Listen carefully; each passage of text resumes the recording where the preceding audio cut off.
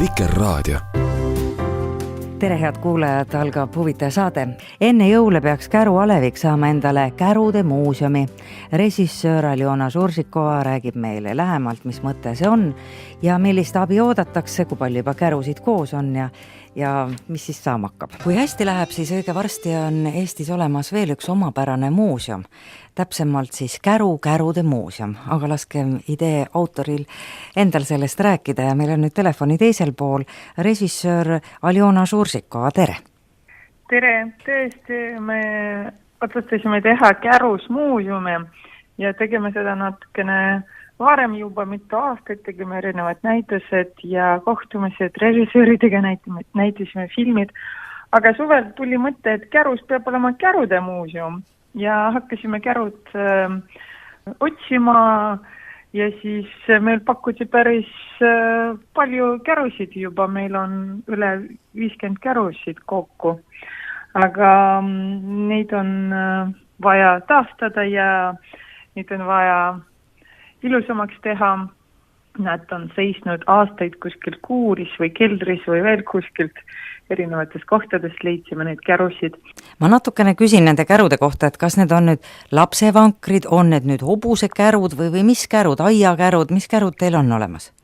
Ja, meil on enamasti lastevankrid, jah.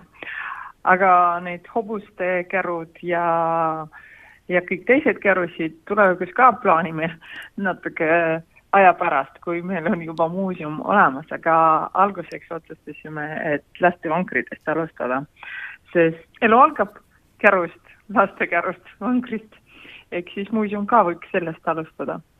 Aga hobuste kärusid võib-olla tulevikus ka leiame ja need ei ole ka sellised asjad, mis saab kuskilt leida.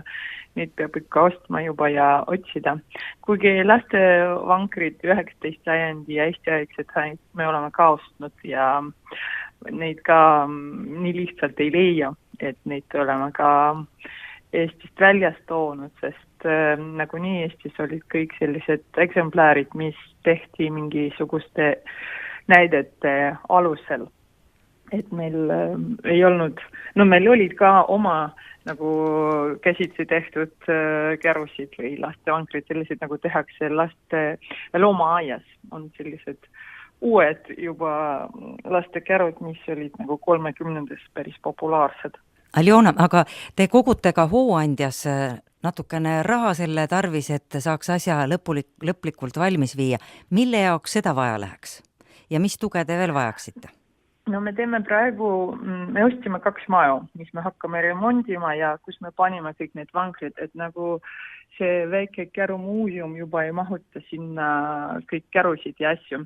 Eks me teeme praegu hooandja selleks, et teha neid vankrid, mis meil olemas juba korda ja selleks, et neid saaks nagu näidata inimestele ja näidata, kui kiiresti ja kui hästi läks see idee, kui me mõtlesime alles augustis, et võiks teha sellise muuseumi, hakkasime korjama kärusid ja juba 3 kuu pärast on meil 50 kärusid koos, aga neid on vaja ikka päris palju renoveerida.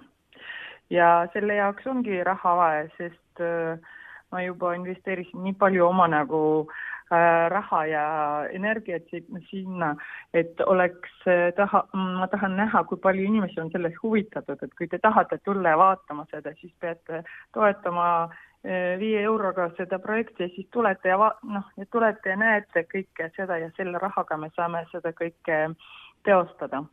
Sest üksi on raske midagi teha ja ma ütlen, et see on kogukonna projekt, et see idee tulnud ka koos kogukonnaga, Käru kogukonnaga rääkisime, kuidas paremini seda muuseumi idee arendada.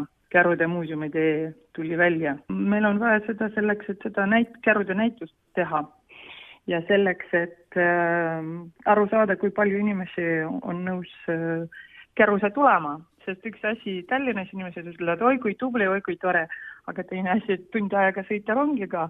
Ja mõnedele inimeste jaoks on väga raske ja keeruline ülesande. Kuigi ma arvan, et Eestis on palju inimesi, kes tõesti on huvitatud ja tõesti saavad tulla ja vaadata oma laste kärusid, sest see kuidas inimesed reageerivad Facebookis või kuskil, oi, mul oli selline käru, mul oli selline nukkuvanker, mul oli selline, oi, minu emal oli ka, meil on albumis selline pilt sellega ja siis inimesed saadavad ja jagavad ja siis ma tellisin hästi palju materjali ka Riigiarhiivist, videod ja fotosid ja see ka kõik maksab. See ei ole nagu niisama, et me valmistame seda koos erinevate inimestega ja ma konsulteerin erinevate muuseumi töötajatega, et päris suur töö on. Millal see muuseum peaks valmis saama või siis see kärude näitus nagu avatud? Kärude näitus me tahame detsembri lõpus avada, aga muuseum on see, mis me ostsime, see vanamaja, et võib-olla järgmine suve on juba esimene 2 või 3 ruumi seal valmis. Et praegu seal on selline väga laganenud olukord, aga vaatasime esitajatega ja mõtlesime, mis saaks algus olla, millest me saame alustada ja kui 1 ruumi teha valmis, siis saaks juba edasi minna, et lihtsalt millestki peab alustama. Arusaadav. Aljona, mul on meeles teie dokumentaalfilm, mis te tegite Käru elanikest. See oli väga armas lugu. Öelge veel lõpetuseks, kui ühtehoidev on Käru kogukond ja teie kui režissöör, te elategi sellises väikses kohas, ütleme siin Tallinna poolt vaadata, et tavaliselt me oleme harjunud, et režissöörid elavad kuskil pealinnas ja filmitegijad. Ei, mulle väga meeldib Käru, sest see on väga selline sõbralik koht ja inimesed on väga toredad ja see muuseum ongi selline idee, et nagu oleks nagu kogukonnale veel üks nagu tore koht ja maal oleks rohkem elu ja rohkem nagu inimesed tuleksid ja ütles, et oi, kui tore tõesti inimesed mõtlevad, et ainult Tallinnas on mingi kultuur ja mingisugune, ma ei tea, huvitav üritus, aga tegelikult ei ole. Ja see Kerro 40 film tõesti tõestas, et inimesed igal pool on samasugused. Seda filmi näidati Etioopias, Venemaal, Prantsusmaal, Saksamaal nüüd alles, Lübeckis oli see. Ja ma tegin seda tõesti ainult Käru inimeste jaoks, ainult selle klubi jaoks ja siis kui sa teed teda kellelegi väga konkreetsetele, siis see läheb korda ka maailmas. Et see oli väga uskumatu huvitav kogemus. Aitäh Aljona Žuržikovale ja hooandjas on siis võimalik kodanikualgatuse korras toetada Kärude muuseumi.